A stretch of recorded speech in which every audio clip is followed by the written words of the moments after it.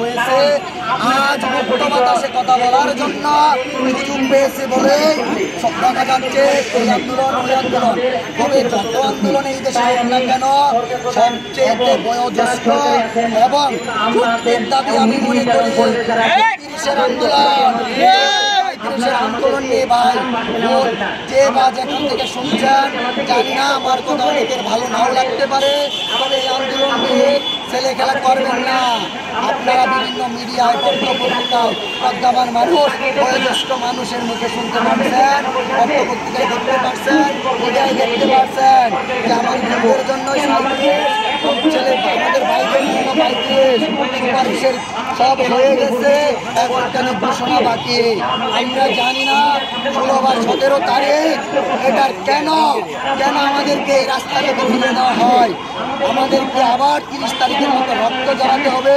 আমরা শান্তিপ্রিয় মানুষ, আমরা কারো দিকে পেতে চাই না, আমরা প্রতিহিংসা রাজনীতি করতে এখানে আসি না। আমি আপামার জনসাধারণের পক্ষ থেকে একজন কর্মী হিসাবে এটার ভুক্তভোগী হিসাবে আমি বলতে চাই, আমাদের গণঅভ্যুত্থানের সরকারের যারা প্রতিনিধি আছেন দেখেন আপনারা বেশ এমন না যে প্রত্যক্ষভোটে নির্বাচিত 50 জন সংসদ সদস্য নয়, আপনারা 17 থেকে উন্নত হয়ে 23 জন মানুষ।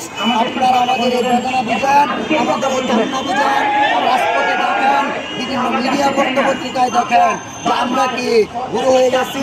আমি বারবার একটা কথা বলি, ওই দিন বলি, আমি প্রত্যেক দিন আন্দোলনে একটা কথাই বলেছি, স্যার আপনি বয়োজ্যেষ্ঠ মানুষ, 84 বছর বয়স, আপনারা যদি দায়িত্ব নিতে পারেন রাষ্ট্র পরিচালনার, আমার এখানে একটা ভাইটা বোন নেই, এমন চক্রী মহল থেকে আসে নাই যে যারা রাষ্ট্র পরিচালনার দায়িত্ব নিতে চাচ্ছে, তারা কাম কর্ম চায়, তারা যে পড়াশোনা করেছে,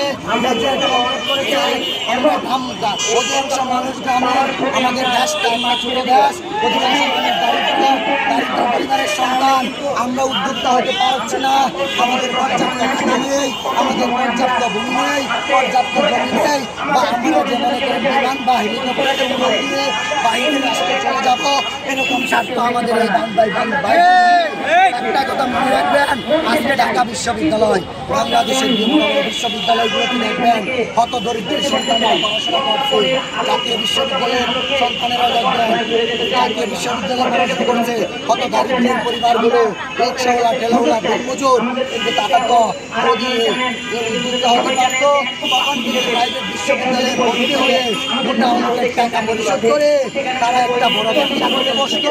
তখন 3-4টা দিন মজুরি বা কামলা, আমরা শ্রমিক, যারা আমরা সবাই শ্রমিক, ওই শ্রমিক যুক্ত করে ওরা নাকে তাল দিয়ে বাংলাদেশের যে পর্যটন স্থানগুলো আছে ওগুলা ভ্রমণ করতো আর ঘুরে ঘুরে দেখতো আমাদের এই সোনার বাংলাদেশ। ভাই আজকে যারা আমাদের এই রাজপথে দাঁড়িয়েছি, একজন ব্যক্তির এই ভাগ্য নেই।